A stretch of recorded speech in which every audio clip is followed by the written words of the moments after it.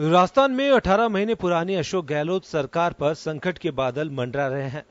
प्रदेश के उप मुख्यमंत्री सचिन पायलट ने मुख्यमंत्री के खिलाफ बगावत कर दी है। ऐसे में प्रियंका गांधी वाड्रा अशोक गहलोत और सचिन पायलट के साथ बातचीत करके प्रदेश के राजनीतिक संकट को दूर करने की कोशिश कर रही है। इसी बीच विधायक दल की बैठक में 107 विधायक शामिल हुए। बैठक के बाद विधायक बसों में सवार होकर मुख्यमंत्री आवास से बाहर चले गए। इससे पहले विधायकों ने मीडिया के सामने विक्ट्री साइन दिखाया था। इसके अलावा रणदीप सुरजेवाला ने कहा था कि पार्टी सचिन पायलट के संपर्क में है और उन्हें मनाने की कोशिश की जा रही है। वो प्रदेश कांग्रेस कमेटी के अध्यक्ष भी हैं, हमारे आदरणीय उप मुख्यमंत्री होने के साथ साथ जिस साथी को भी आना है वो फोन उठाए। श्री अविनाश पांडे प्रभारी महासचिव यहां मौजूद हैं, उन्हें फोन करे और कहे कि मैं 12 बजे तक नहीं या 1 बजे तक नहीं या 2 बजे तक पहुंचूंगा। मुझे विश्वास है अविनाश पांडे जी बहुत तजर्बेकार व्यक्ति हैं और ये खुले मन से उनकी बात स्वीकार कर ले। दूसरी ओर मुख्यमंत्री आवास पर कांग्रेस विधायक दल की बैठक हुई है। बैठक में 107 विधायक मौजूद रहे। इस दौरान बैठक में एक प्रस्ताव पास किया गया जिसमें कहा गया है कि बीजेपी लोकतंत्र को खत्म कर रही है और राजस्थान की 8 करोड़ जनता का अपमान कर रही है। विधायक दल ने कांग्रेस की अध्यक्ष सोनिया गांधी और पार्टी नेता राहुल गांधी में भरोसा जताया है। अशोक गहलोत की सरकार को विधायक दल की बैठक में समर्थन प्राप्त है। बैठक खत्म होने के बाद सीएम निवास से बसों में बैठकर विधायक होटल फेयरमाउंट रवाना हो गए हैं। सीएम आवास से रवाना एक बस में खुद मुख्यमंत्री गहलोत भी सवार थे। सीएमआर से रवाना होते हुए विधायकों में से ज्यादातर ने कहा है कि सरकार पूरी तरह सुरक्षित है। इस बीच अशोक गहलोत के करीबियों पर आयकर विभाग का शिकंजा कसना शुरू हो गया। आयकर विभाग ने दिल्ली और राजस्थान के कई जगहों पर छापेमारी की है। यह छापेमारी अशोक गहलोत के करीबी धर्मेंद्र राठौर और राजीव अरोड़ा के ठिकानों पर की गई है। इसके अलावा सीएम अशोक गहलोत के बेटे वैभव गहलोत के बिजनेस पार्टनर रविकांत शर्मा पर ईडी ने छापेमारी की है। कांग्रेस ने इस कार्रवाई के लिए केंद्र की भाजपा सरकार पर आरोप लगाते हुए कहा है कि वे दबाव की राजनीति कर रहे हैं। हालांकि भाजपा प्रदेशाध्यक्ष सतीश पूनिया ने इससे इनकार किया है। पूनिया ने कहा है यह संयोग हो सकता है। साथ ही उन्होंने कहा कि वे खुद का घर संभाल नहीं पा रहे हैं और आरोप हम पर लगा रहे हैं। पायलट के रवैये पर पूनिया ने कहा कि उन्होंने गांव-गांव जाकर पार्टी के लिए मेहनत की थी, लेकिन पार्टी ने उनकी उपेक्षा की है। पहले कहा था कि इस सरकार की बुनियाद अंतरकलह और अंतर्विरोध पर है। राज्यसभा चुनाव में हो सकता है किन्हीं कारणों से डैमेज कंट्रोल किया होगा, लेकिन अब कांग्रेस की फूट भी उजागर हो गई और उनका डैमेज कंट्रोल भी साफ तौर पर सामने आ गया। जो पहली बात थी वो सत्य साबित हुई। दूसरी बात कि कांग्रेस में ऐसी परिस्थिति क्यों बनी, तो मैं थोड़ा सा पीछे जाऊं तो बाबू जगजीवन राम जी से लेके माधवराव सिंधिया जी से लेके राजेश पायलट जी से लेके नरसिम्हा राव जी से लेके कांग्रेस में पीढ़ी का बदलाव नहीं हुआ। पुराने लोगों की उपेक्षा हुई और नए लोगों को, नए नेतृत्व को प्रश्न खड़े किए। वैसे राजस्थान की सरकार और कांग्रेस की राज्य इकाई जिस संकट से गुजर रही है उसकी नींव 2 साल पहले ही रखी जा चुकी थी। राज्य की राजनीति के कई विशेषज्ञों का मानना है कि सरकार बनने के बाद से ही पायलट को यह महसूस कराया जा रहा था कि उनकी अहमियत नहीं है। हालांकि अभी कांग्रेस आलाकमान ने पायलट पर कोई फैसला नहीं दिया है। अभी पायलट को मनाने का प्रयास जारी है, लेकिन इसकी कीमत क्या चुकानी पड़ेगी यह देखने वाली बात होगी। ब्यूरो रिपोर्ट, जन टीवी न्यूज।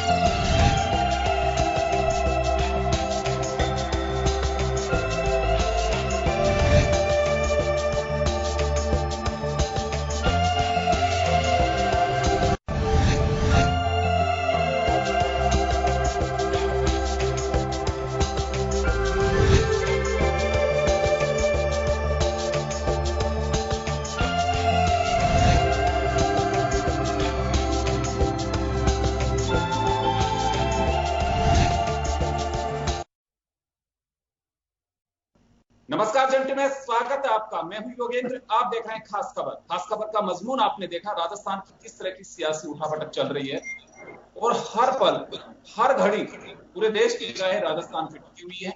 अब तक सचिन पायलट और मुख्यमंत्री निवास पे थी, लेकिन यह निगाहें अब हट करके जयपुर दिल्ली मार्ग स्थित कुकस के फेयर माउंट होटल पे टिक गई है, जहां एक बार फिर विधायकों का सियासी क्वारंटाइन कर दिया गया है, यानी कि उनकी बाड़ेबंदी कर दी है। लेकिन अब यहां से होगा क्या, ये बड़ी बात है। अशोक गहलोत ने कैमरे के सामने विक्ट्री साइन के साथ में विधायकों की एक तरह से कहीं परेड करा दी है। उनको दिखा दिया है कि सरकार को कोई खतरा नहीं है।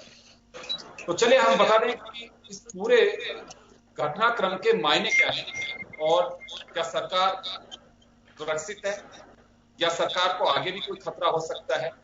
बीजेपी क्या पोजीशन रखेगी, बीजेपी का क्या स्टैंड रहेगा, सचिन पायलट क्या बैकफुट पे जाएंगे या घर वापसी होगी। तमाम जो पहलू हैं जो आप जानना चाहते हैं, हमारे एक्सपर्ट्स और हमारे पार्टी पैनलिस्ट हमारे साथ में जुड़ चुके हैं। इस वक्त हमारे साथ वरिष्ठ पत्रकार श्याम सुंदर शर्मा साहब जुड़े हुए हैं, पूरे प्रकरण पे चर्चा करेंगे। अर्चना शर्मा जी वरिष्ठ पत्रकार हमारे साथ में हैं। हमारे साथ मदन राठौड़ जी हैं, भाजपा के सीनियर लीडर हैं। आरसी चौधरी जी राजस्थान प्रदेश कांग्रेस के सेक्रेटरी हमारे साथ जुड़े हैं। आप सभी का स्वागत है। मैं श्याम आपके पास आना चाहूंगा। 103-4 विधायक बताए जा रहे हैं जो जुड़े हुए हैं पूरे इस बैठक के दरमियान रहे, लेकिन दूसरी तरफ एक बात यह भी निकल करके आ रही है कि सचिन पायलट के कट्टर समर्थक भी इस बैठक में थे। तो अगर ऐसा है तो क्या वास्तव में सरकार अल्पमत में जा सकती है या फिर ये कहें कि बिल्कुल पार्टी छोड़ना और किसी के साथ जाने दोनों में अंतर होता है। किस तरह से देखा जाए इसे? देखिए योगेंद्र जी, आप कल से आज तक देख रहे हैं कि राजनीतिक घटनाक्रम में बार बार बदलाव आ रहा है। कभी क्या होता है, कभी क्या होता है, कभी कुछ होता है। लेकिन आज आखिरकार विधायक दल की बैठक चाहे भले 3 घंटे 4 घंटे बाद लेट शुरू हुई और फिर वहां पर शक्ति परीक्षण अशोक गहलोत ने ये तो करके दिखा दिया कि मेरे पास विधायकों की समर्थन है और वो अब 109 तक जा पहुंचा है। बताते हैं पहले 107 था, फिर 109 तक का दावा कर दिया है कि साथ साथ उन्होंने एक प्रस्ताव भी पारित कर दिया है कि हमारा सोनिया गांधी, राहुल गांधी में पूर्ण विश्वास है, हम अपना नेता अशोक गहलोत को मानते हैं। और साथ साथ उन्होंने कहा कि जो लोग हमारे पार्टी विरोधी गतिविधियां कर रहे हैं उसके खिलाफ हम निंदा प्रस्ताव भी पारित करते हैं। साथ में हम सोनिया गांधी जी पार्टी हाईकमान से निवेदन करते हैं कि वो उनके खिलाफ कड़ी कार्रवाई करे। और साथ उन्होंने कहा है कि जो पार्टी हाईकमान जो कार्रवाई करेगी वो हम सबको मान्य होगी। उन्होंने ये प्रस्ताव हाईकमान को भेज दिया, लेकिन इस बीच में खबर आती है और इस बैठक का एक बड़ा मजमून यही कह सकते हैं कि अशोक गहलोत में पूरी तरह से अपनी सहानुभूति और कहें कि विश्वास जताया है तमाम जो विधायक बैठे हुए थे उन्होंने। अर्चना जी आपके पास आना चाहूंगा मैं। ये दो बातें होती हैं कि आप किसी के साथ हो और उसके बाद आपको पार्टी छोड़ना, दोनों में काफी फर्क होता है। ये एक बड़ा निर्णय होता है कि आप पार्टी छोड़ पाते हैं कि नहीं छोड़ पाते हैं। सचिन पायलट के आप साथ हो सकते हैं, लेकिन कांग्रेस से बाहर जाना ये एक बड़ी बात होगी कि आप छोड़ पाएंगे कि नहीं छोड़ पाएंगे। विश्वास जता दिया है मुख्यमंत्री अशोक गहलोत में, लेकिन उसके बाद बाड़ेबंदी कुछ इशारे करती है कि बाड़ेबंदी करना या फिर अभी भी ये मान के चलें जिन लोगों को ये माना जा रहा था कि ये साथ नहीं जुड़ेंगे वह लोग साथ में बैठक में है और कहीं सचिन पायलट के साथ तो नहीं चले जाएंगे, क्योंकि 19 लोगों की लिस्ट जारी हो चुकी है जो बैठक में मौजूद नहीं थे जी। तो क्या माना जाए इसे कि बिल्कुल सरकार बच गई या कहें कि जादूगर का जादू चल गया? सर एक बार देखें, अभी जो एकदम कल जो पायलट कैंप से मैसेज आया था कि गहलोत सरकार अल्पमत में है, तो जादूगर ने जादू करके ये चीज तो बता दी है कि अभी जो उन्होंने पायलट ने जो स्टेटमेंट दी थी वो मायने अभी नहीं रख रही है। उन्होंने आज एमएलए की जो परेड मीडिया के सामने कराई है, 109 का स्ट्रेंथ रखा है, उससे उन्होंने ये बता दिया कि नंबर्स तो उनके साथ है। लेकिन वही अगर हम दूसरी तरफ देखें कि कुछ ऐसे नेता हैं जो पायलट के बिल्कुल राइट हैंड और स्ट्रॉन्ग सपोर्टर्स माने जाते हैं, वो भी इस मीटिंग में उपस्थित थे।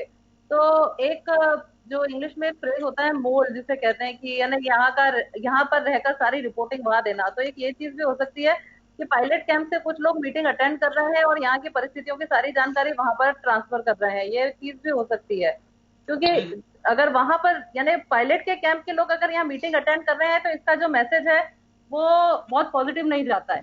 और दूसरी चीज ये भी है कि अभी जैसे आपने बताया 19 लोगों की लिस्ट तो ऑलरेडी रेडी है, जो लोग यहाँ पर आए नहीं थे। और उसके अलावा ये जो लीडर्स हैं, अगर ये भी वहां पर चले जाते हैं तो उसका भी घटनाक्रम कुछ और निकल के आएगा। और अगर आज हम लोग देखें, विश्वेंद्र जी ने भी जो ट्वीट पे ट्वीट किए हैं, उन्होंने भी कुछ सियासी रणनीति का एक अलग ही तरफ डायरेक्शन दिखाया है। तो कुल मिलाकर अगर ये देखें कि जिस तरह से गहलोत जी ने बाड़ेबंदी फिर से कराई है, तो कहीं ना कहीं खतरा तो सरकार पर अभी भी मंडरा रहा है, जिसके कारण फिर से उन्होंने अपना पूरा का पूरा फ्लॉक, अपने पूरे संगी साथी एक जगह पे पैक कर दिए हैं जी। कि कहीं तो से ये जो कोई विक्ट्री साइन है अर्चना जी, जो विक्ट्री साइन है, तो इसके आगे एक्सक्लेमेटरी साइन लगाना उचित होगा अभी। सर एक्सक्लेमेटरी मार्क भी और क्वेश्चन मार्क भी दोनों चीजें आनी चाहिए साथ में।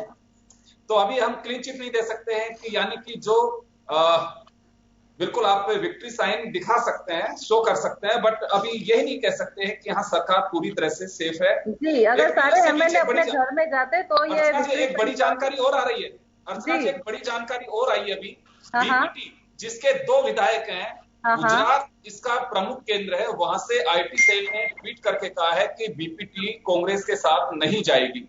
अभी देखना होगा कि बीपीटी के विधायकों पर इसका कितना असर होगा, क्योंकि दोनों विधायक बैठक में मौजूद थे। तो उन्होंने सर शायद प्रोटेस्ट भी किया था, जो रेजोल्यूशन पास हुआ है वो उसके साथ असहमत थे, तो उन्होंने इंडिकेशंस दे दिए थे कि कहीं ना कहीं वो गहलोत जी के साथ नहीं जा रहे हैं। एक बात और है श्याम जी, और आपको दोनों को मालूम है इस बात को लेकर के कि बीजेपी को सपोर्ट किया है राज्यसभा चुनाव में गुजरात में, यहाँ बीपीटी ने कांग्रेस को सपोर्ट किया है। तो अभी दोनों तरफ से कुछ क्लियर नहीं है कि बीपीटी अपनी पार्टी की बात मानेगी या फिर अशोक गहलोत के साथ राजस्थान में जाएगी, ये थोड़ा सा देखना होगा।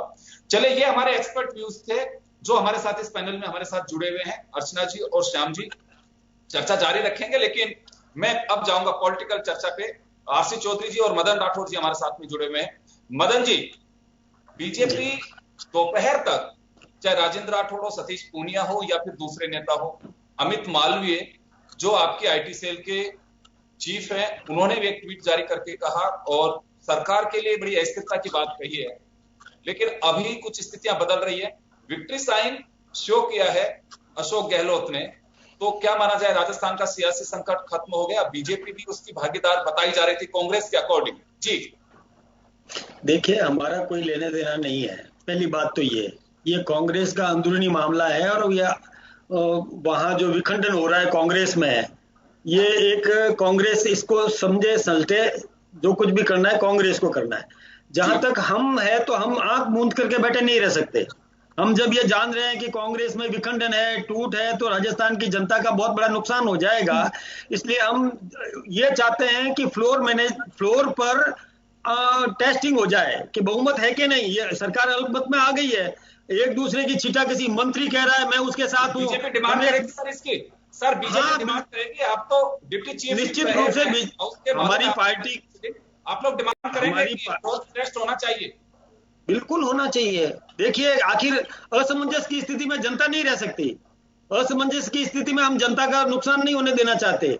इसलिए यदि यह स्थिति है, राज्यपाल के पास मांग करने जाओगे क्या? आपका दल जाएगा क्या? पार्टी का देखिए नेतृत्व तय करेगा इस इशू पर।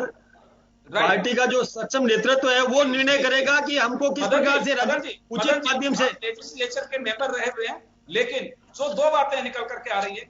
देखिए, फ्लोर टेस्ट की डिमांड होती है या कोई अगर जताता है कि मेरे पास बहुमत है, मैं सरकार बनाना चाहता हूं, उस पोजीशन में फ्लोर टेस्ट के लिए कह सकते हैं गवर्नर। और दूसरा, व्हिप जो कांग्रेस ने जारी की वो भी मैं क्लियर कर दूं, व्हिप हमेशा हाउस की वोटिंग में की जाती है। ये बैठक के लिए व्हिप का कोई औचित्य नहीं है, कोई आए नहीं आए। ये अंदरूनी भय है इनका, ये कांग्रेस के नेता का अंदर का भय है। इस कारण से उन्होंने व्हिप शब्द का प्रयोग किया। ये व्हिप होती नहीं है, व्हिप तो सदन के अंदर होती है। व्हिप कभी पार्टी की मीटिंग के लिए। तो आप तो उपसदस्य रहे हो ना, आप तो उपसदस्य रहे हो कि के तहत सदन चलता है, डिमांड कर सकती है कि फ्लोर टेस्ट होना चाहिए। सदन चलता है तब व्हिप जारी होती है, कर सकती है। ये श्याम सुंदर जी ने सही बात कही है। जब सदन चलता है या कोई वोटिंग हो तब पार्टी की व्हिप होती है। पार्टी की मीटिंग्स के लिए व्हिप जारी करना ये ठीक बात नहीं है। लेकिन जब इन्होंने ऐसा किया, ये जाने इनका जवाब ये लोग देंगे। इन्होंने केवल अपने सदस्यों को डराने के लिए व्हिप शब्द का उपयोग किया। अपने सदस्यों को डराने के लिए उसका उपयोग किया। मदन जी वापस आऊंगा आपके पास में, आरसी चौधरी जी के पास में जाना चाहूंगा। चौधरी साहब आपके पास आना चाह रहा हूं, क्या लगता है संकट हल हो गया कि अभी संकट जारी है? क्योंकि अभी थोड़ी सी बातें निकल करके आ रही है, अगर संकट हल हो चुका है तो फिर पूरी बारात को लेकर के गहलोत साहब क्यों गए हैं फेयर माउंट, वहां क्यों पहुंचे हैं? इसकी कोई वजह होगी, कहीं घबराहट अभी भी अंदर? जी योगेंद्र जी, सबसे पहले तो मैं कहूंगा कि जब से भारतीय जनता पार्टी की केंद्र में सरकार बनी 2014 में, कांग्रेस ने सदैव कहा है कि वो संवैधानिक मूल्यों की हत्या करने में लगी रहती है। हमने कहा कि ईडी है, इनकम टैक्स डिपार्टमेंट है और सीबीआई है, ये इनके हथियार हैं चुनी हुई सरकार गिराने का। हम ये सदैव आरोप लगाते हैं। राजभवन है वो आधी रात को खुलते हैं, आधी रात को शपथ दिलाते हैं, शाम को रात की 10 बजे खुलते हैं, शपथ दिलाते हैं, और जो चुनी हुई मेजोरिटी की सरकार है उसको गिराया जाता है। इसलिए लोकतांत्रिक मूल्यों की हत्या करने के लिए भारतीय जनता पार्टी तत्पर रहती है। इसलिए राजस्थान की जो नेता है वो सजग है, भारतीय जनता पार्टी के कर्तव्यों को बेनकाब कर रहे हैं। यहाँ पे जब राज्यसभा का चुनाव था, इन्होंने चौथा प्रत्याशी उतारा, 24 मार्च को चुनाव हो जाता, निर्विरोध सब लोग चुन के चले जाते।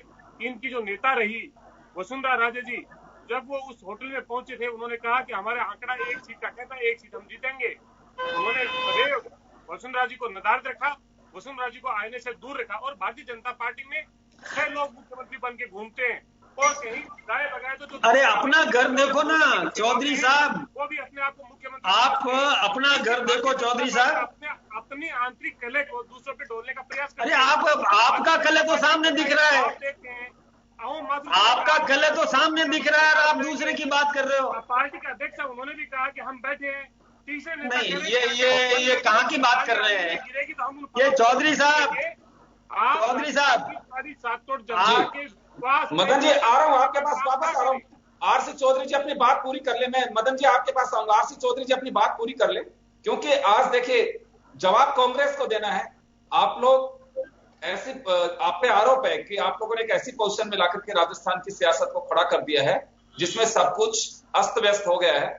अब इनको घर बनाने के लिए वो तिनके से बनाते हैं कि ईंट पत्थर से बनाते हैं या बजरी लेकर के बनाते हैं, कैसे बनाते हैं? तो अपनी बात तो पूरी कहने दीजिए, स्ट्रक्चर कैसा होगा? जी आरसी चौधरी जी। मदन जी हैं वो भारतीय जनता पार्टी के वरिष्ठ नेता हैं, व्यक्तिगत तौर पे मैं इनका सम्मान करता हूं। वो संसदीय कार्रवाई को जानते हैं, उन्हें ये पता होना चाहिए। वो कह रहे हैं कि फ्लोर टेस्ट होना चाहिए। हम तो गुजारिश करना चाहते हैं आपके नेता प्रतिपक्ष और पार्टी के अध्यक्ष जाइए और अभी आज आधी रात को करा लीजिए ना। आप करवाते हो 3 दिन का टाइम देंगे, 6 घंटे का टाइम देंगे, आप तो 1 घंटे का टाइम दीजिए, फ्लोर टेस्ट करवाइए ना। लेकिन भारतीय जनता पार्टी नहीं चाहती कि राजस्थान के लोगों को सर्विस मिले, राजस्थान के लोगों को सेवाएं मिले। उनका हर पल प्रयास रहता है किस प्रकार से हम लोगों की छवि को धूमिल करें, किस प्रकार से हम चुनी हुई सरकार को अपदस्थ करें, किस प्रकार से चुनी हुई जो सरकार है वो जनता के प्रति जवाबदेह ना हो। और इनको सबसे बड़ी विचलन तो तब हो गया कि इनके राष्ट्रीय अध्यक्ष थे तत्कालीन जो अमित शाह जी, उन्होंने कहा था ये अंगद का पांव है, 180 सीट लेके उठेंगे, और उस अंगद के पांव को राजस्थान की जनता ने उखाड़ फेंका और आज तक ये राजस्थान की जनता के जनादेश का सम्मान नहीं कर पाए। ये बड़े दुख की बात है। हम तो गुजारिश करना चाहते हैं, राजस्थान की जनता की सेवा करना चाहती है भारतीय जनता पार्टी, तो भारतीय जनता पार्टी सामने आए और जाए राजभवन में और कहे 1 घंटे के अंदर टेस्ट करवाइए, सरकार तैयार है। जी चलिए आरसी चौधरी साहब, ये तो बीजेपी को अपने आईना दिखाने की कोशिश कर रहे हैं, कटघरे में खड़ा कर रहे हैं, आपका बयान है।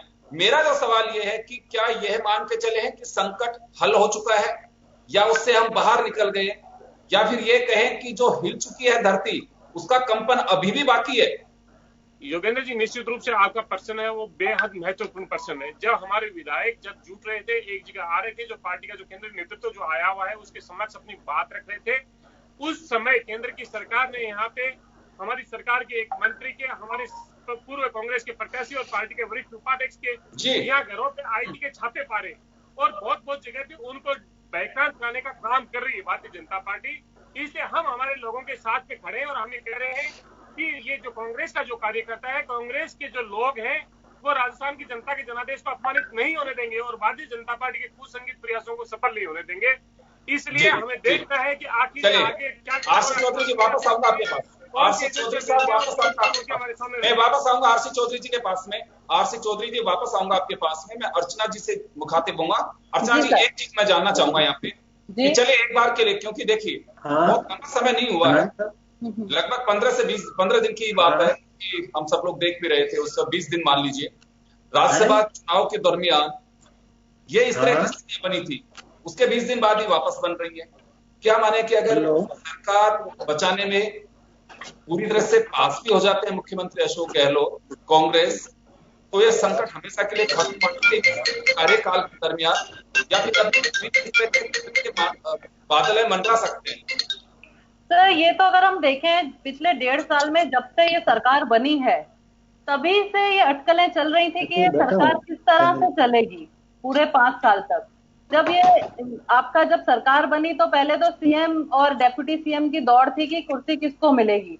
उसके बाद में लड़ाई हुई पोर्टफोलियोज के लिए, पोर्टफोलियोज मिल गए। उसके बाद भी जो इन लोगों का डिससेटिस्फेक्शन रहा, डिससेटिस्फेक्शन के बाद भी इन लोगों की जो फाइल्स की आवाजाही है, यानी आरोप प्रत्यारोप दोनों एक दूसरे के ऊपर लगाते रहे। उसके बाद में लोकसभा इलेक्शंस आए, जब 25 की 25 सीट हार गए तो किस तरह से एक दूसरे के ऊपर इन्होंने हार का ठीकरा फोड़ा, वो चीज भी हम लोगों ने देखी है।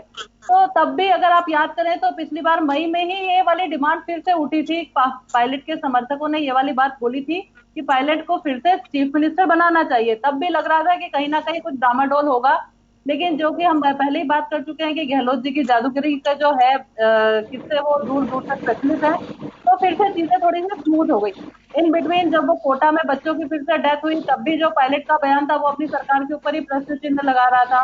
अलवर गैंगरेप हुआ, उसके बाद भी पायलट ने क्वेश्चन किया कि अगर होम सीएम के पास है तो कोई तो इसकी जिम्मेदारी अपने सिर पर ले। तो इस तरह से अगर हम देखें 1.5 साल में ये सारी चीजें चलती रही है घटनाक्रम। तो एक बार लग रहा था कि एक विस्फोटक स्थिति आएगी, अब वो स्थिति कब और कैसे आएगी ये किसी को नहीं पता था। अब जैसे राज्यसभा इलेक्शन के टाइम चल रहा था ये पूरा ड्रामा, हालांकि पायलट ने कहा था कि 2 सीट हम लोग इजीली जीतेंगे, उनका बाद में भी यही बयान आया कि ये सारे जो एलिगेशंस लगाए थे उसका कोई बेस नहीं था, कोई फाउंडेशन नहीं था। तो उन्होंने फिर से गहलोत की तरफ पिन पॉइंट किया था कि उनका ही पूरा स्टेज ड्रामा है। अब उसके बाद में अब जो ये स्थिति आई है, अब तो बिल्कुल आर पार की लड़ाई है जो सब देख रहे हैं। और अगर किसी न किसी तरह से लगता है कि पायलट की घर वापसी हो भी जाती है तो मुझे लगता नहीं है कि चीजें इतनी स्मूथ होंगी और सरकार स्मूथली रन कर पाएगी आगे के लिए। बिल्कुल, ये डिफरेंसेस इतनी जल्दी दूर होना बहुत मुश्किल लग रहा है पायलट और अशोक गहलोत के बीच में। और कांग्रेस में गतिरोध पहले भी कई बार रहे हैं, लेकिन इस तरह की स्थितियां पहली मर्तबा दिखाई दे रही है। श्याम जी के पास जाना चाहूंगा। श्याम जी, लंबा एक एक्सपीरियंस आपका।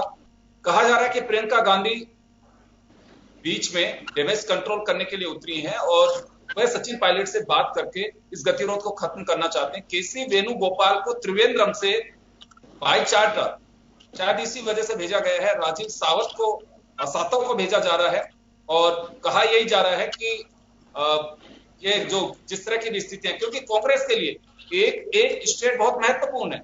मध्य प्रदेश हाथ से चला गया, अगर राजस्थान चला जाएगा तो कांग्रेस के लिए बड़ी मुश्किलें होंगी, क्योंकि राजस्थान एक बड़ा स्टेट है जहां पे 200 विधायक और राज्यसभा चुनाव में बड़ी एक महत्वपूर्ण भूमिका होती है।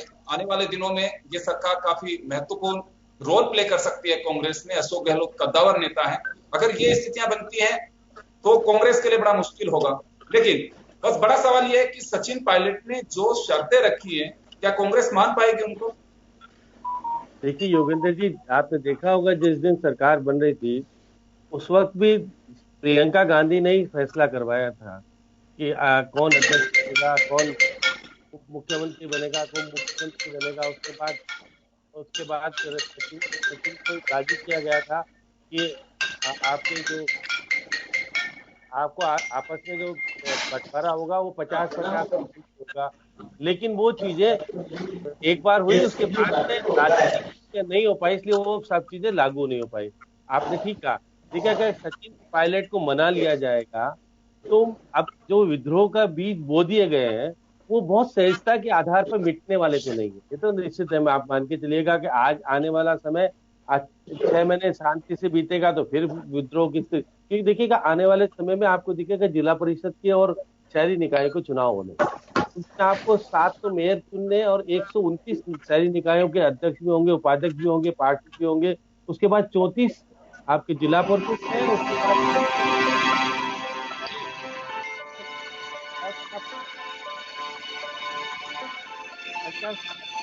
मतलब राजस्थान में कब से कब 20,000 जनप्रतिनिधियों का चुनाव कांग्रेस होना बाकी है अभी, बंटवारा होना, ये सब चीजें, तो ये संगठन में मजबूत स्थिति किसकी रहेगी? सचिन पायलट की रहेगी या अशोक गहलोत की रहेगी? लड़ाई तो इस बात की है। लड़ाई आज इस बात की नहीं है कि मेरे पास संगठन का पर्याप्त बहुमत है, सब कुछ है, लेकिन भविष्य में राजनीतिक तौर पर कौन मजबूत होकर के पार्टी का नेतृत्व संभालेगा और किसके पास रहेगा, किसके पास नहीं रहेगा, ये लड़ाई है। आपने एक इशारा किया है, आपने एक इशारा किया है। अगर उस इशारे की ओर जो गौर करें तो मुख्यमंत्री अशोक गहलोत को मुख्यमंत्री पद पे सचिन पायलट नहीं देखना चाहते हैं, अशोक गहलोत सचिन पायलट को पीसीसी चीफ नहीं देखना चाहते हैं, और दोनों रहना भी चाहते हैं। फिर ये रास्ता कैसे निकलेगा? देखिएगा, अब कोई ना कोई रास्ता अगर प्रियंका गांधी बीच में आई है और सोनिया गांधी अगर किसी है, तो मेरा मानना है कि संगठन की दृष्टि से बहुत सारी चीजें, एक समन्वय समिति भी बनी हुई है। उस समन्वय समिति का अस्तित्व क्या है? देखिए, समन्वय समिति के 3 लोग कहां पर है? सचिन पायलट के पास है, हेमाराम चौधरी वहां पर है, दीपेंद्र जी वहां पर है, और खुद सचिन पायलट मेंबर है। तो इनके पास कितने रहे? इनके पास अशोक गहलोत रहे, अविनाश पांडे रहे, महेंद्रजीत मालवीय रहे, और एक तो बीमार है, वो तो वहां पर है। तो ये सारी समन्वय भी आधा आधा समन्वय तो है, लेकिन आधे आधे चीज में बंटवारा कैसे संभव हो पाएगा? क्या इस समन्वय समिति को और स्टिक किया जाएगा या सचिन पायलट को प्रदेश अध्यक्ष पद से हटा दिया जाएगा? तो फिर जी, मैं श्याम जी, आप सभी अतिथि हमारे साथ बने रहिए। मैं एक छोटे से ब्रेक के लिए रुक रहा हूं, ब्रेक के बाद जल्द लौटते हैं। बने रहिए आप जन टीवी के साथ।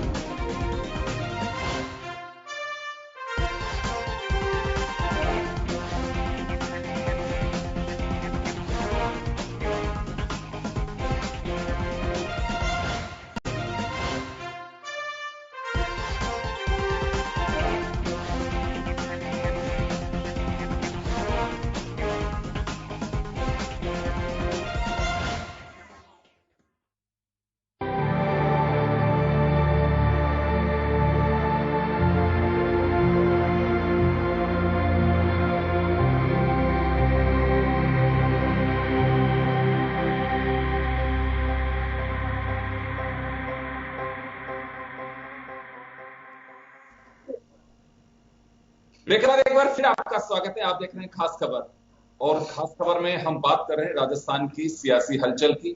अभी ये घटनाक्रम जारी है, खत्म नहीं हुआ है, और दोनों ही तरफ से ये कहा जा सकता है कि जो मोमेंट है वो थोड़ा सा स्टील कह सकते हैं, बट ये नहीं कह सकते हैं कि बिल्कुल खत्म हो गया है, ऐसा नहीं है। सचिन पायलट का एक नया बयान अभी आया है जिसको मैं कोट करना चाहूंगा। उन्होंने साफ कहा है कि मेरी कोई शर्तें आला कमान के सामने नहीं रखी हैं, आला कमान से वार्ता जारी है, लेकिन 84 एमएलए जो टोटल हैं उनमें से अशोक गहलोत के साथ हैं, बाकी हमारे साथ हैं। यानी कि सचिन पायलट अभी एमएलए की संख्या को लेकर के अपना दावा कर रहे हैं। तो अगर कोई दावा करता है तो निश्चित रूप से तेरी मेरी होने लगती है।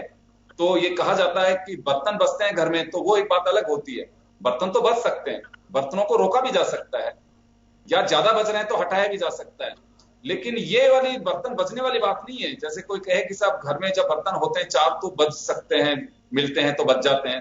बर्तन बचने एक अलग बात है, उन बर्तनों को ज्यादा बचते हैं तो हटाया भी जा सकता है, लेकिन यहाँ दूसरे तरह के बर्तन है, यहाँ तो ईगो बज रहा है एक दूसरे का।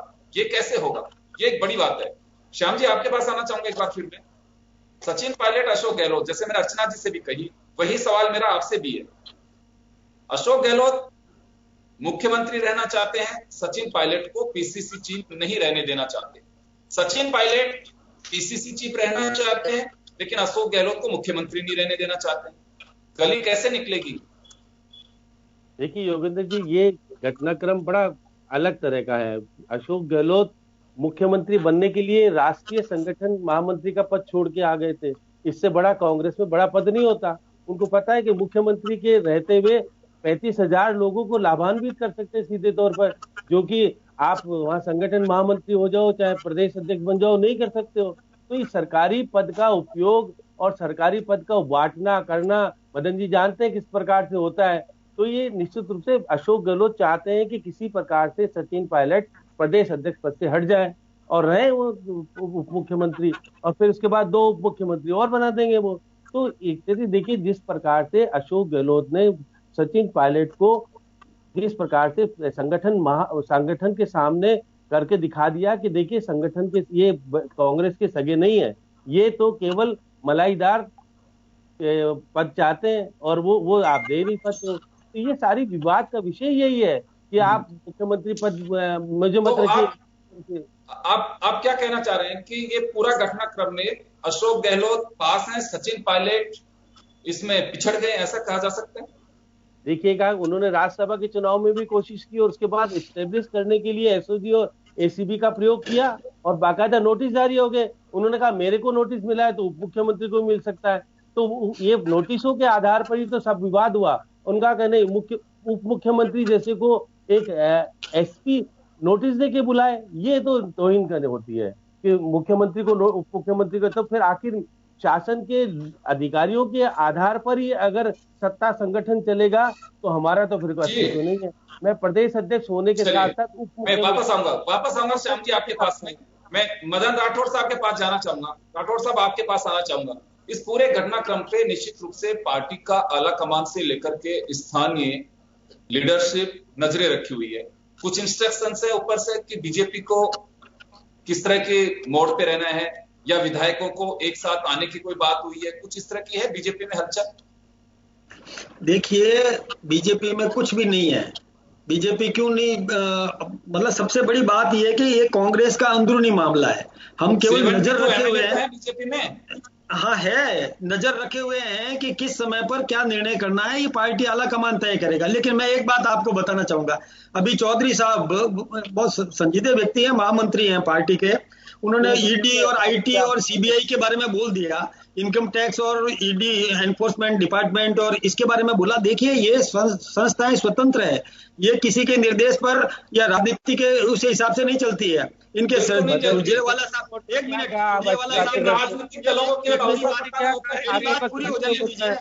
मेरी बात पूरी हो जाए उसके बाद आप जरूर बोलना। देखिए, ये बातें ये चौधरी साहब ने इसलिए कहा कि आज तक ये दुरुपयोग करते आए, इसलिए ये देखते हैं कि हम जैसे हैं सभी वैसे ही होंगे, लेकिन हमारे यहाँ ऐसा नहीं है। दूसरी बात मैं बताऊं, ये जो छापे हुए हैं तो ये कई महीनों से ये छानबीन होती है, कई महीनों से ये फाइल बनती है, पता चलता है इनको नोटिस कई दिनों पहले इश्यू हो गए। इसलिए ये बात कहना गलत है कि ये समय इसी समय ऐसा किया गया। ये व्यवस्था मतलब अपने आप ही ये समय आ गया उसका, तो वो क्या करते। लेकिन ये पहले कई महीनों से ये चलती रहती है, छानबीन चलती है। इनके 70 करोड़ का 97 करोड़ का जो विदेशों से पैसा आकर के होटल में लगे हैं, ये कोई आज की बात थोड़ी है, ये छानबीन चलती रहती है। दूसरी बात मैं आपको बताना चाहूंगा कि एक शर्मा जी एक बात सुनिए, आज रणदीप सिंह सुरजेवाला साहब ने क्या कह दिया सचिन पायलट के लिए कि आइए कांग्रेस के दरवाजे आपके लिए खुले हुए हैं। इसका मतलब वो कांग्रेस में नहीं है, आज प्रदेश अध्यक्ष है कांग्रेस का, और उसको कह रहे हैं तेरे लिए दरवाजे खुले। अरे घर के मालिक को कह रहे हो कि तेरे लिए दरवाजे खुले, कितनी शर्म की बात है, विचार करना चाहिए। इतने बड़े व्यक्ति थी इस प्रकार की बात कह दे तो कैसी आश्चर्यजनक बात कह दी। वो आज भी कांग्रेस का अध्यक्ष है और उसके होर्डिंग्स हटाए जा रहे हैं, उसके पोस्टर्स हटाए जा रहे हैं, फिर वापस लगा रहे हो। कितना जलील करोगे किसी व्यक्ति को, और यदि जलील करोगे तो वो व्यक्ति कब बर्दाश्त करेगा। ये जलाना अधिक समय तक कोई भी बर्दाश्त नहीं कर सकता, न चौधरी साहब बर्दाश्त कर सकेंगे। चौधरी साहब को भी यदि जलील किया जाए ये भी बर्दाश्त नहीं करेंगे। मैं एक बात आप और बताना चाहूंगा कि देखिए, ये बात बिल्कुल सही है, श्याम सुंदर जी शर्मा ने बहुत बढ़िया बात कही।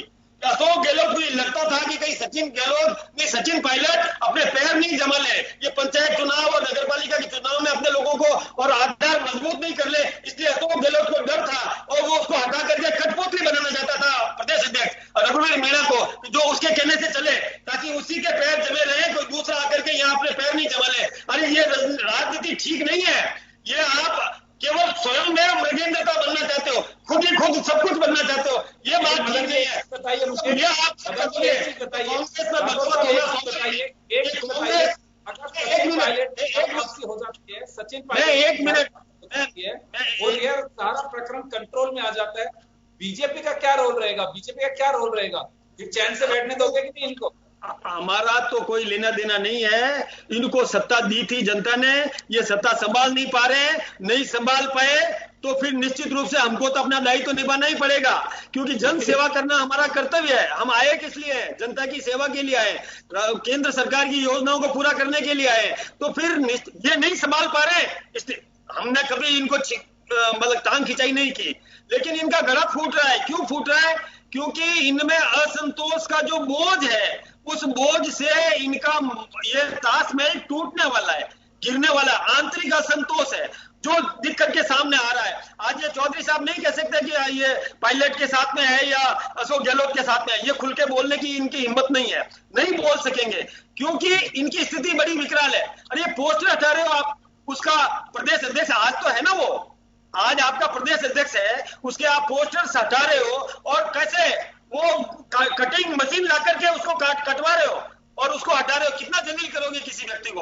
और फिर आप ये बात कर रहे हो कि हमारे साथ। मैं आपको एक बात और कहना चाहूंगा, कांग्रेस कह रही है हमारे पास में 102 है। अरे कांग्रेस के कितने हैं? आप अब बसपा को आपने अपनी संख्या में जोड़ लिया, बीटीपी को आपने अपने संख्या में जोड़ लिया, निर्दलीयों को आप अपने संख्या में जोड़ लियो, कहीं की ईंट कहीं का रोड़ा, भानुमती का कुनबा जोड़ा आपने कर दिया। आपकी पार्टी में बिखराव है, वो आपको दिख ही नहीं रहा है और विक्ट्री दिखा रहे हो। अरे क्या बात कर रहे हो? आज राजस्थान में जो सत्ता पार्टी है वो खिमाबंदी कर रही है अपने विधायकों का। विचार करने की बात है, चिंता की बात है। अरे कोरोना से लड़ रही है जनता, कोरोना से लड़ने की जरूरत है और आप अपने विधायकों को माराबंदी करके कहीं लेकर के जा रहे हो। सत्ता कौन संभालेगा? ये हम अधिक दिनों तक देख नहीं सकते। इसलिए मैंने ये कहा कि हम बर्दाश्त नहीं कर सकेंगे, जनता की अनदेखी बर्दाश्त नहीं कर सकेंगे। आप जनता को तो एकदम लड़ने के मरने के लिए सरकार बचाने के लिए, अरे जनता को बचाने का काम करो। सवाल भी खड़ा किया है मदन जी, आपने चिंता भी जाहिर की है और सवाल भी खड़ा किया है। आरसी चौधरी जी उसका जवाब देंगे। चौधरी साहब, आपने सुना कि प्रदेश की जनता कोरोना के बीच पिसी हुई है या सत्ता बचाने की कोशिशें की जा रही हैं, सत्ता की लालसा आगे बढ़ा रही है और अगर ये सब चीजें संभाल नहीं पाएंगे तो बीजेपी अपना फर्ज अदा करेगी। योगेंद्र जी राठौड़ साहब ने खूब बोला और मैंने उनको बोलने का पूरा मौका दिया। उन्होंने तथ्यहीन, आधारहीन आरोप और प्रत्यारोप खूब लगाए, लेकिन उनकी तमाम सब चीजें मैंने लिखी कि उन्होंने क्या क्या पूछा। उन्होंने कहा कोरोना की लड़ाई भी जब इस राजस्थान के अंदर राज्यसभा के चुनाव के जब अंतिम दिन पे आपने ओंकार सिंह लखावत जी का नामांकन करवा के और राजस्थान के निर्विरोध चुनाव को आपने चुनाव में बदल दिया और 3 महीने तक आपने विधायकों को तोड़ने की कोशिश की, लेकिन राजस्थान की जनता ने जो जनादेश दिया था उसका सम्मान राजस्थान के विधायकों ने रखा और आपकी जो नेता जिसके नेतृत्व में काम किया, उन्होंने आते ही अंतिम दिन पे वसुंधरा राजे जी ने कहा कि भाजपा एक सीट जीत सकती है और वो जीती। देखिए राठौड़ साहब, आपने खूब बोला, मैंने कोई विरोध नहीं डाला। अगर आपकी इच्छा है तो सुन लीजिए। मैं बिल्कुल नहीं बोल रहा हूँ। मैं तो ये कह रहा हूँ, आप कहाँ की बात बता रहे हैं? बस कि जब राजस्थान की जनता के चुने हुए विधायकों ने इन्हें जनादेश देके और आईना दिखा दिया, इनके पास 75 वोट थे जिसमें से 74 मिले और हमारे तमाम हमें वोट मिले, लेकिन भारतीय जनता पार्टी सिर्फ एक चीज चाहती है, उसे जनादेश में विश्वास नहीं। इन्होंने कहा ये निष्पक्ष संस्थाएं हैं, ये जांच करती है, ईडी है, सीबीआई है, इनकम टैक्स है। मैं इनसे गुजारिश करना चाहूंगा, 2018 में गुजरात के चुनाव होते हैं, अहमद पटेल प्रत्याशी होते हैं, तब विधायकों को खरीद फरोख्त करने के लिए दबाव बनाया जाता है, ईडी के छापे मारे जाते हैं। जब विधायकों को हम कर्नाटक लेके जाते हैं तो डीके शिव कुमार के यहाँ पे छापे मारे जाते हैं। जब कर्नाटक की सरकार को अपदस्थ किया जाता है तब वहां के नेताओं पे छापे मारे जाते हैं। जब मध्य प्रदेश की सरकार को गिरानी होती है तब कमलनाथ जी के जो ओएसडी है उनके वहां पे छापे मारे जाते हैं। जब लोकसभा का चुनाव होता है तब ये कांग्रेस के जो राष्ट्रीय कोषाध्यक्ष है और जो हमारे अकाउंटेंट है उनके वहां पे छापे मारते हैं। जब हिमाचल प्रदेश के अंदर वीरभद्र सिंह की बेटी की शादी होती है तब सीबीआई का छापा मारा जाता है। मैं राजस्थान की बात हूँ, आखिर इन हथियारों का सिर्फ सत्ता के लिए दुरुपयोग कर रहे हो। अरे राजस्थान की 8 करोड़ जनता है, उसे जनादेश दिया है, आपको 156 से लेके इस पे लेके आइए बेहतर पे। जनता ने विपक्ष की भूमिका निभाई है, क्या प्रश्न पूछिए, सदन में आइए।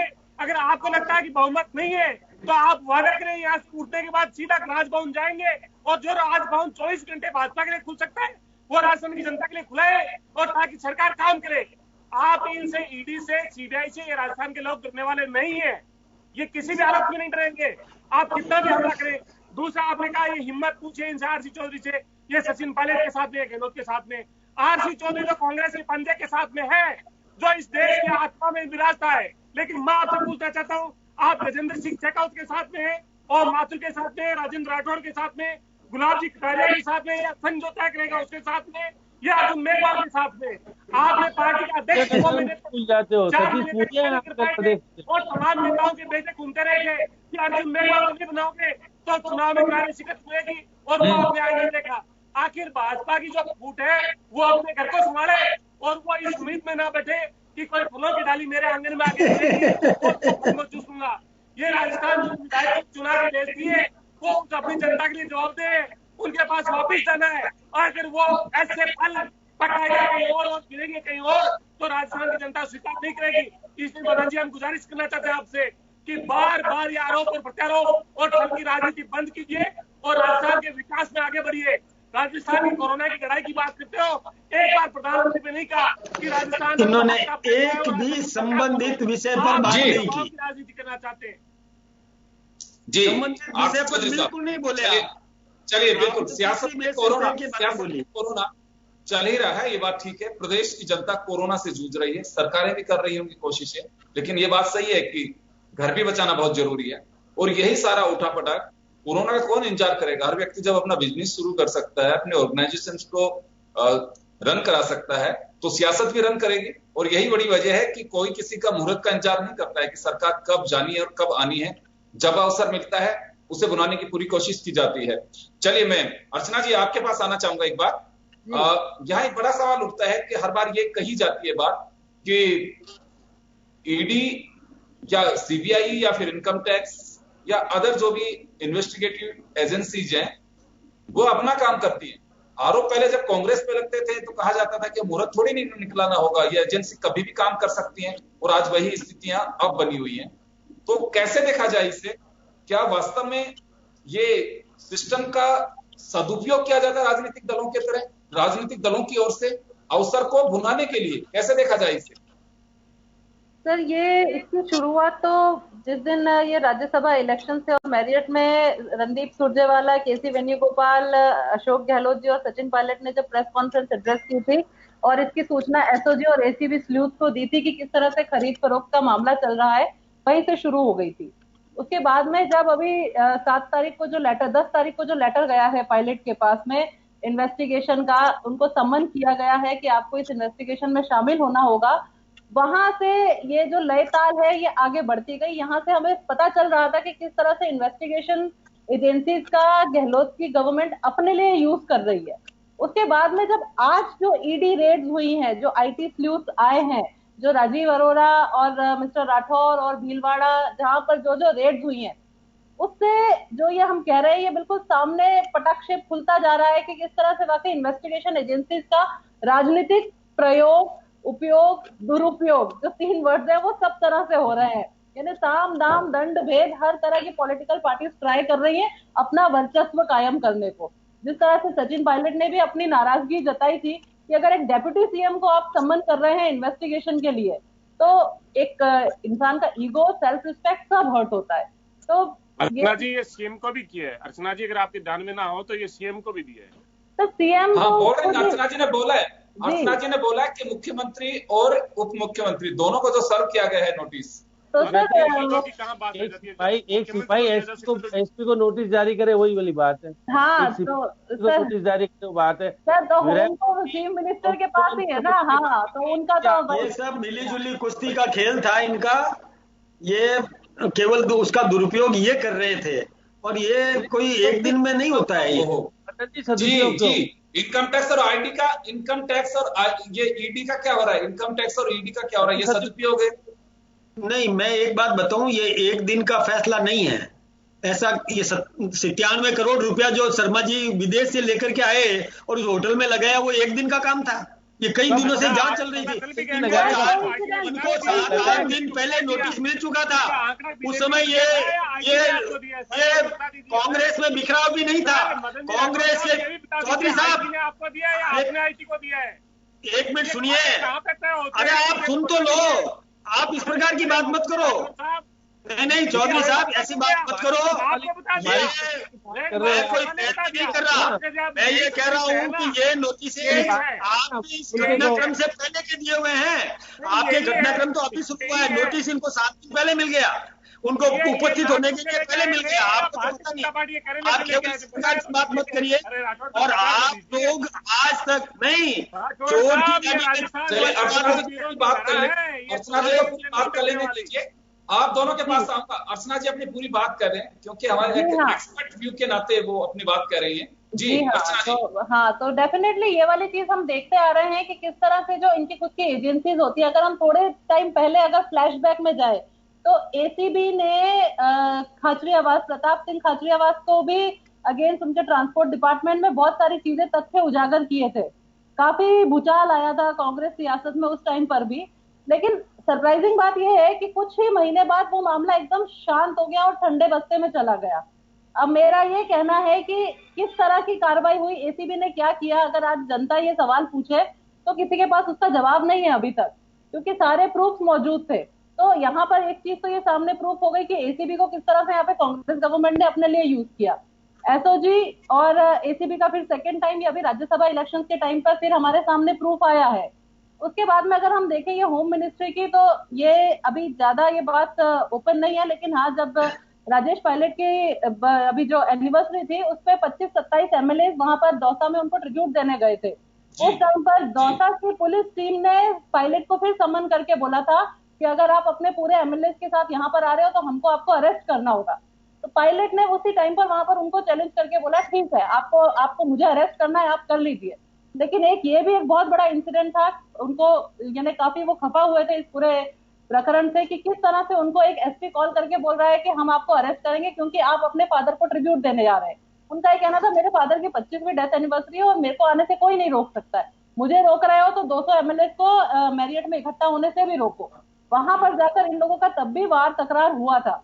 तो किस तरह से आप अपनी फोर्सेस को, अपनी एजेंसीज को, अपने पॉलिटिकल पावर को अपने अहम के लिए, अपने ईगो के लिए, अपने स्वार्थ के लिए जिंदा रखते हो, ये इसका जीता जागता प्रमाण है।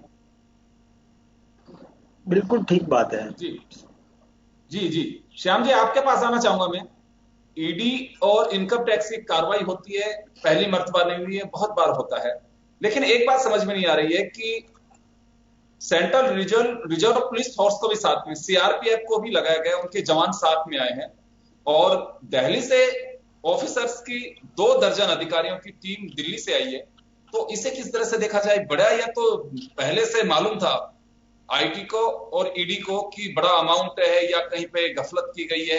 कहा तो ये भी जा रहा है कि जीएसटी को स्टैंड बाय किया गया था, उनकी जो इंटेलिजेंस यूनिट है जीएसटी की, उसको भी कहा गया था कि कभी भी जरूरत पड़ सकती है। लेकिन मुझे लगता है कि इस कार्रवाई में आज उसे शामिल नहीं किया गया है, लेकिन स्टैंड बाई है, वो भी अभी ऑप्शन है एजेंसीज के पास में। सीआरपीएफ को लगाना, लोकल पुलिस की थी। देखिए योगेंद्र जी, जिस प्रकार केंद्र सरकार उनके पास मौजूद है, अब ये मदन जी बार बार कह रहे थे कि बहुत दिन से कार्रवाई चल रही थी, लेकिन आज का दिन तय करना, 40 गाड़ियां बुक करना, उसके बाद इतनी बड़ी टीमें जाना, 250 लोगों का एक साथ आना और फिर 24 ठिकानों पर छापेमारी करना। और छापेमारी किसके? राजीव अरोड़ा कौन है? मुख्यमंत्री के खासम खां। ये धर्मेंद्र राठौड़ कौन है? ये वैभव गहलोत की सारी चीजें संभालते हैं। तो आप इन चीजों को इस तरह से करना चाहते हैं कि मुख्यमंत्री परेशान हो, क्योंकि छापे उनके करेंगे, कुछ हो सकता है कागज एक आध वहां मिल भी जाए किसी का और का भी। तो ये सारी मदन जी बड़ी तरीके से सदुपयोग हो रहा है साधनों का। केंद्र सरकार केंद्र स्तर पे कर रही है, राजस्थान स्तर पे कर रही है। अब दोनों की नहीं, केंद्र सरकार नहीं कर रही है, ये कोई सोची समझी रणनीति के तहत नहीं है, ये सहयोग है। अरे सहयोग है। अरे तो आप जिस होटल में बाड़ेबंदी करने जा रहे हैं उस होटल में आप छापेमारी कर लो, ये भी सहयोग है, क्योंकि आपको पता है किस होटल में जाना है, कहाँ क्या करना है। ये सारी चीजें उस होटल का तो पहले से थोड़ी पता होता है कि किस होटल में जाएंगे अशोक गहलोत, वो पंजाब में जाएंगे कि राजस्थान के किस होटल में जाएंगे, ये थोड़ी पता चलता है। आप पंजाब जाने की सोच रहे थे अभी तो। आप देखिए मेरी बात सुनिए मदन जी, आप बहुत बड़ी सहजता से बहुत सारी चीजें ऐसी कह जाते हैं जिससे कि सब कुछ हो जाता है, सहजता से सब कुछ हो रहा है। फेयरमाउंट होटल का सर कल ही इनके जो बीएसपी से समर्थित विधायक जो कांग्रेस में मर्ज हुए हैं, वो विधायक चले गए थे वहां पे और माना जा रहा था कि फेयरमाउंट में विधायकों को ठहराया जा सकता है। अभी भी जो जानकारी मिल रही है, हमारे सहयोगी वहां पे मौजूद है, बीएसपी के विधायक अलग चीज है, होटल में है। शर्मा जी एक बात मुझे बताएं, ये बीएसपी के लोगों विधायकों को इन्होंने अपनी पार्टी में कैसे जोड़ दिया? 107 102 से मतलब 101 से 107 कैसे कर लिया? कर सकते हैं क्या? नियम है क्या? ये राष्ट्रीय पार्टी है, वो नहीं कर सकते हैं। मदन जी राष्ट्रीय पार्टी किसी भी पार्टी में मर्ज नहीं हो सकती है, आप वो राष्ट्रीय स्तर पर निर्णय होता है। आज बीटीपी है, वो असावा जो है गुजरात के अंदर जो कर रहा है निर्णय, महेंद्र असावा ने जो आदेश मतलब वहां दिया, अपनी पार्टी के निर्देश जारी किए हैं, बीटीपी को कैसे आप कांग्रेस के साथ जोड़ सकते हो? ये आप कैसे कर सकते हैं? आप मेरी बात सुनो, आप यदि गुजरात में बीएसपी के विधायक का वोट ले सकते हो, एसपी का वोट ले सकते हो। वोट लेना अलग चीज है, अरे वोट लेना संख्या दिखाना अलग चीज है। आप सुन तो लीजिए, संख्या दिखाना अलग चीज है, अरे आप वोट लेना अलग चीज है। आप वोट लेना उसका विवेक है, वोट उसके विवेक से मिलता है। लेकिन एक नई नजीर पेश की जा रही है, लोकतंत्र में एक नई नजीर पेश की जा रही है। आप अगर कुछ कर रहे हैं तो सिस्टम का सदुपयोग है, और अगर दूसरा कोई कर रहा है तो लोकतांत्रिक प्रणाली को फॉलो कर रहा है। मैं योगेंद्र जी विनम्रता पूर्वक एक निवेदन करूंगा, वोट लेना उसका विवेकाधीन कोटा है, उसका विवेक का है, वो अधिकार है उसका, लेकिन उसकी संख्या आप अपने अंदर दिखा दो।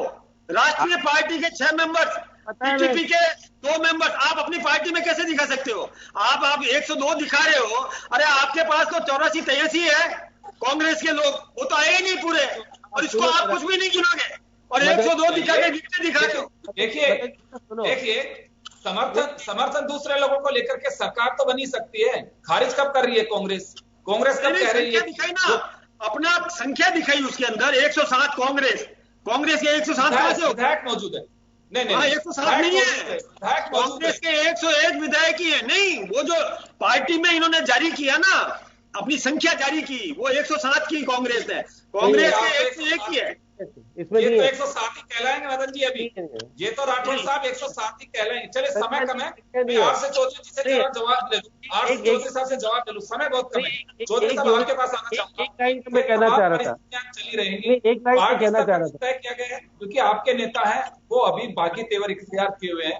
अभी ये नहीं कह सकते सचिन पायलट बिल्कुल नॉर्मल मूड में आ गए हैं और पार्टी की कमान संभालने के लिए वापस लौट रहे हैं। अभी भी उनका एक बयान आया है कि कांग्रेस के 84 विधायक अशोक गहलोत के साथ हैं, पार्टी की सरकार अल्पमत में। अभी भी सचिन पायलट का लेटेस्ट ये बयान आया है किसी एजेंसी के माध्यम से, तो पार्टी स्तर पर तय होगा। योगेंद्र जी, एक तो मैं इन बातों पे विश्वास नहीं कर रहा। कल से कहा कि 30 विधायक सचिन जी के साथ में, सचिन पायलट जी के रूम में कांग्रेस है, वो परिवार है जो बमों से नहीं डरा। राजेश पायलट जी का वो वक्तव्य ध्यान होना चाहिए, ये जो दोनों ही नेता हैं हमारे, तो इसलिए कोई जब तक उनका स्टेटमेंट व्यक्तिगत तौर पे नहीं आता, मैं इन तमाम सूत्रों को नहीं मानता हूं। एक बात। दूसरा, बीजेपी के साथी जो मेरे बार बार वेदना व्यक्त कर रहे हैं, मैं उनसे गुजारिश करना चाहता हूं, आप क्यों नहीं चुनाव आयोग जाते, क्यों नहीं आप सुप्रीम कोर्ट जाते? अगर आपको लगता है कि गलत मर्जर हुआ है, आप राज्य की जनता को सिर्फ गुमराह करना चाहते हैं और अपने दावों को छुपाना चाहते हैं। राजस्थान की चुनी हुई सरकार को अपदस्थ करने का प्रयास ना करें। अमित शाह और मोदी व्यक्ति आप बिखर रहे हो, आप टूट रहे हो, हम तो कुछ नहीं कर रहे हैं। आपको बात से नहीं निकल के पा रहे हैं कि अमित शाह के अंगत का पांव राजस्थान की जनता ने तोड़ा है, कांग्रेस ने थोड़ी तोड़ा है। ये राजस्थान की, अरे हमको आपकी आप अपने घर संभालो ना, आपके घर में हम नहीं देख रहे हैं। आपको जनादेश तब देती है जब आप उनके सामने विजन लेके जाते हैं। राजस्थान की सरकार जनता के प्रति प्रतिबद्ध। ये कहाँ की बात कर रहे हैं चौधरी साहब? तुम्हारे अरे कहाँ की बात जोड़ रहे हो आप? ये कोई आधारहीन बात करने से कोई मतलब नहीं चौधरी साहब, ऐसी बात जान जा रही हो उन लोगों की। चले मैं माफी चाहूंगा, मैं क्षमा चाहूंगा मैं समय कम है, मैं माफी चाहूंगा। तो कुल मिलाकर के ये कहा जा सकता है कि राजस्थान और कांग्रेस के दोनों को वोट मत दो, जारी है।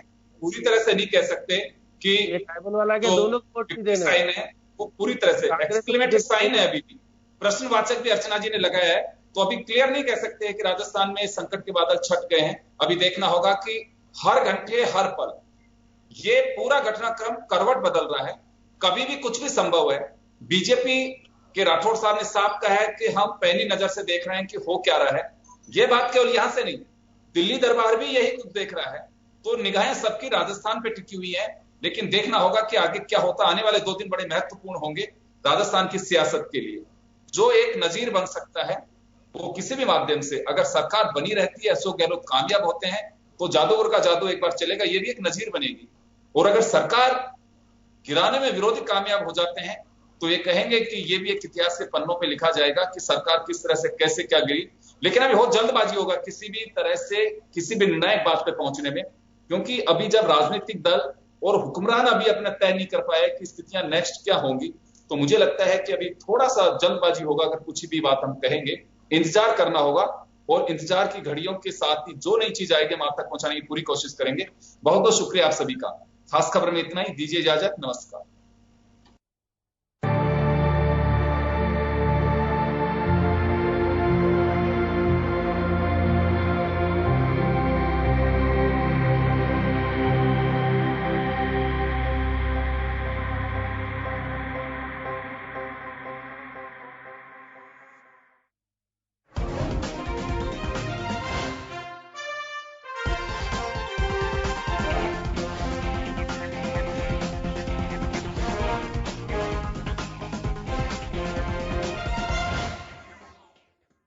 जन टीवी की लेटेस्ट अपडेट पाने के लिए हमारे चैनल को जरूर सब्सक्राइब करें और नोटिफिकेशन पाने के लिए बेल आइकॉन दबाएं।